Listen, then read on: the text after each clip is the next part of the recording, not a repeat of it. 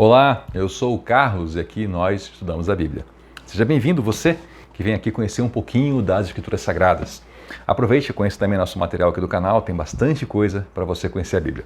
Vamos lá então, vamos retomar nossa jornada de estudos bíblicos. Estamos no Evangelho de João, no capítulo 3, e hoje veremos a partir do verso 22.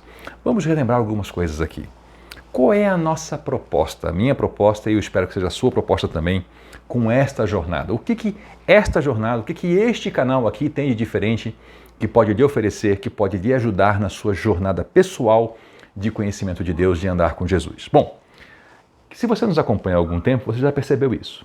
Aqui, a ideia é ler o texto sagrado e tentar interpretá-lo com o olhar daquele leitor lá do século I. E a gente tentar tirar camadas e camadas de tradição cultural que nós carregamos com a gente e tentar enxergar o texto como ele é. É a gente tentar não escrever em cima do texto as nossas observações culturais e tentar entender no idioma original algumas expressões, na cultura original, geografia, história, política, todo um contexto que tem nesse momento aqui, para que a gente possa extrair o máximo das verdades das Escrituras. Essa é a nossa proposta diferencial e eu acredito que isso tem muito a contribuir com a sua vida.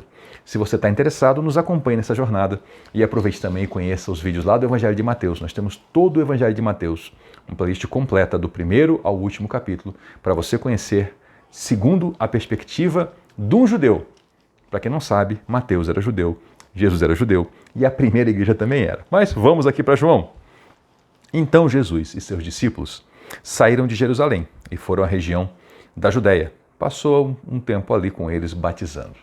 Vamos lembrar um pouquinho agora de geografia, né? Israel, aquele país longo, um país estreito. No norte a gente tem a Galileia, no sul a gente tem a Judéia, onde fica Jerusalém, tem a Samaria no meio, tem o Rio Jordão que corre do norte a sul, tem o Mar da Galileia no norte, tem o Mar Morto mais na porção centro-sul, e Jesus estava em Jerusalém. Essas conversas com Nicodemos aconteceram em Jerusalém. Jesus e seus discípulos saíram de lá e foram para a região da Judéia, aquela região ali em torno, né? E aí ele passou algum tempo com eles batizando. O que era batizar? Era mergulhar a pessoa em água, era um símbolo de um renascimento, era um símbolo de purificação, era um símbolo para um começo novo.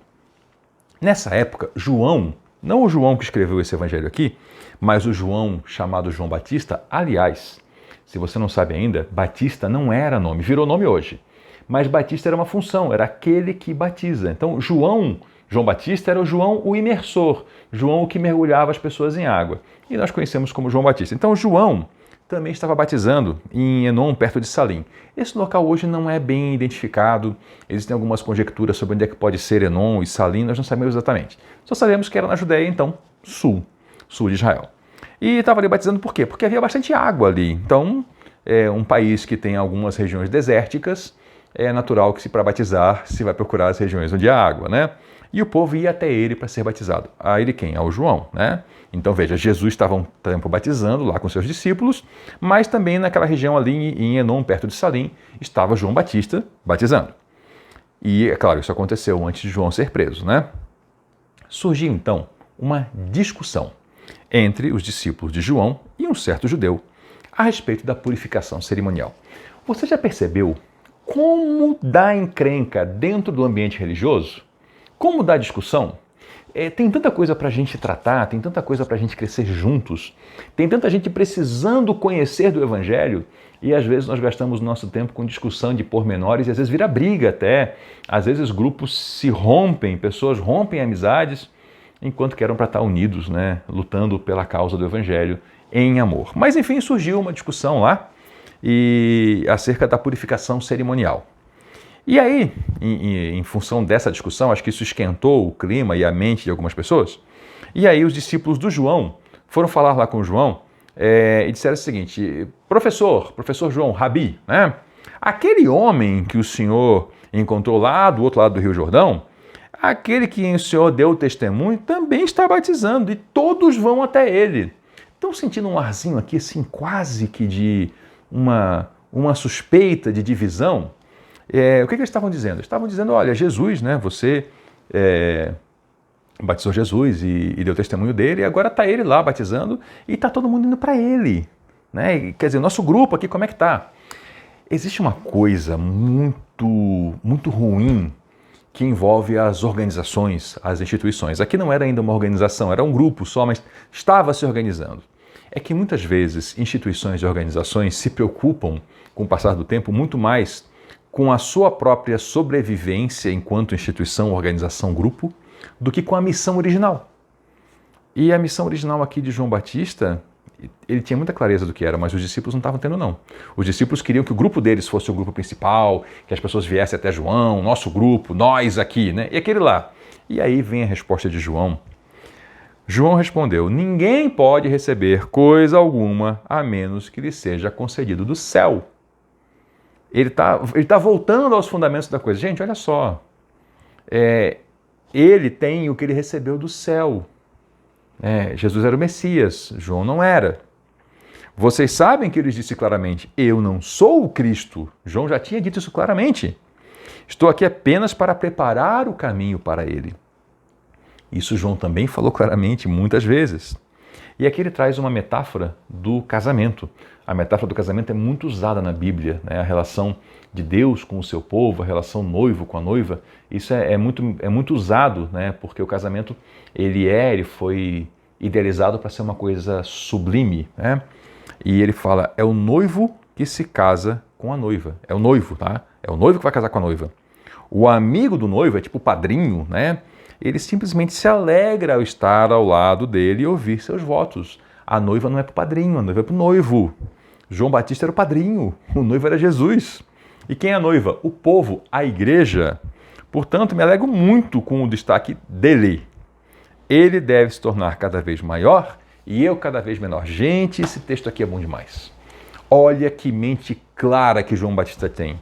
Ele olha para Jesus e fala assim: ele lá deve ficar cada vez maior e eu menor. Não é fantástico isso? Não deveria ser essa posição nossa? Não deveríamos nós imitar João Batista nisso? Não deveriam todos os líderes cristãos imitar João Batista nisso? É uma tentação muito grande acreditar quando alguém passar por você e der um abraço, um tapinha no ombro, um sorriso, dizer assim: olha, você é incrível, você faz coisas fantásticas, cuidado com isso. Cuidado com isso. Incrível e fantástico é Deus. João Batista tinha isso muito claro. Importa que ele cresça e eu diminua. Cuidado com a soberba. Cuidado quando pessoas ao seu redor, como aconteceu aqui com João Batista, chegarem tentando inflar você.